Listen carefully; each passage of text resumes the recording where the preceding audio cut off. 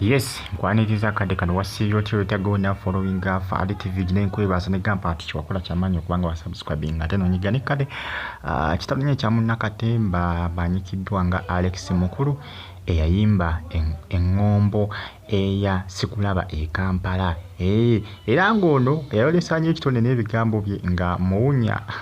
nga muwunya ne Sikulaba e Kampala jukira yatrendinga nnyo ku baana abali bagenze kubanga performinga kuyolisa ekitone n'abagamba ne bannaye nga muwunya abavubuka bagabante banaaba yatrendinga nnyo omusajja mukulu munnange afudde akawungezi ka leero ndowooza nga 4 hours ago omusajja munnange afudde ebyokufa kwe tona kubanga tubitegeera tona kubanga balangirira ekimuddeko kubanga afa naye nga naffe tubyekanze ku mitimbagano nga balangiridde okusinziira ku media stream gyadasinga okubanga akolagana ya BBS Telefina zimu ku media stream ezisoose okubanga ziranga obanga zibika okufa kwe omusajja mukulu no Alex Mukulu kitalo nnyo bambi ekya munnabitone Alex Mukulu afidde ku myaka 72 okusinziira ku mawulire ne information yakavaayo information nyingi kyavaayo ku nsonga y'okufa kwa musajja mukulu no Alex Mukulu nkwebaza gyosinzidde okubanga omufollowinga enegamba nti webale nnyo okubanga wa subscribinga nonyiga ne kale enbagita Fadi TV japo letsimba nazo mbana mawulire agayina value mbana mawulire agayina value content ayina value just subscribing onyige kade myaka 72 jafiiriddeko Alex Mukulu munnabitone era ngono yayimba engombo nyingi nnyo Sikulaba e Kampala olabapo kankomaawo ndoza mujjako emalira yako olabapo ako nako katrendinga nnyo baaba musajja addayiyo obugambo bwe naye nga butrendinga bitya munnange afudde ekyamazima tumanyi nti Alex Mukulu ebbanga lino yonna abadde mulwadde tobola mbagamba nti okufa kwe ffenna abasinga tukwekanze ku mitimbagano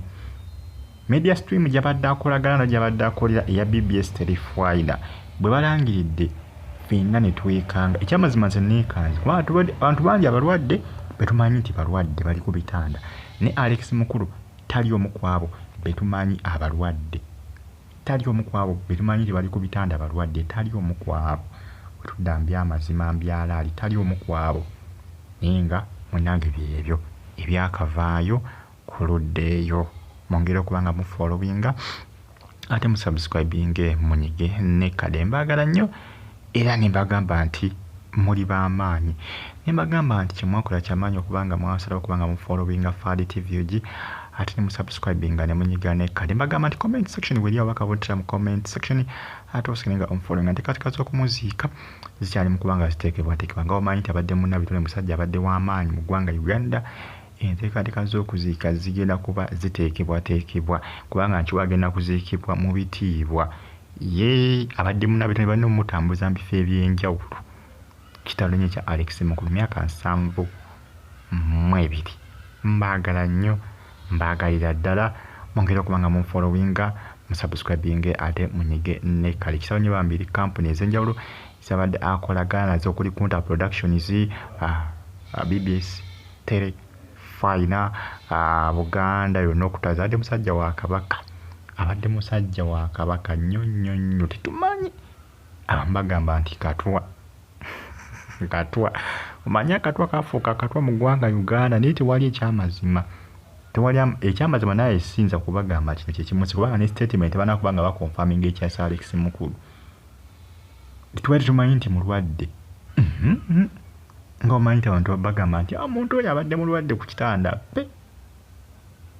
naye nga Mukama Katonda yasinga okumanya bitalo nnyo eri movie industry kosa ne bannabitone jukira abadde awandiika n'okuwandiika ennyimba kugabadde musajja ali creative nnyo ku kikwatagana ebintu bya entertainment nnyo abadde musajja muyiiya nga bw'okiwulira kisalo nnyo kya Alex Mukulu Fadi TV Fadi News KBTV KLTV Uganda n'omwera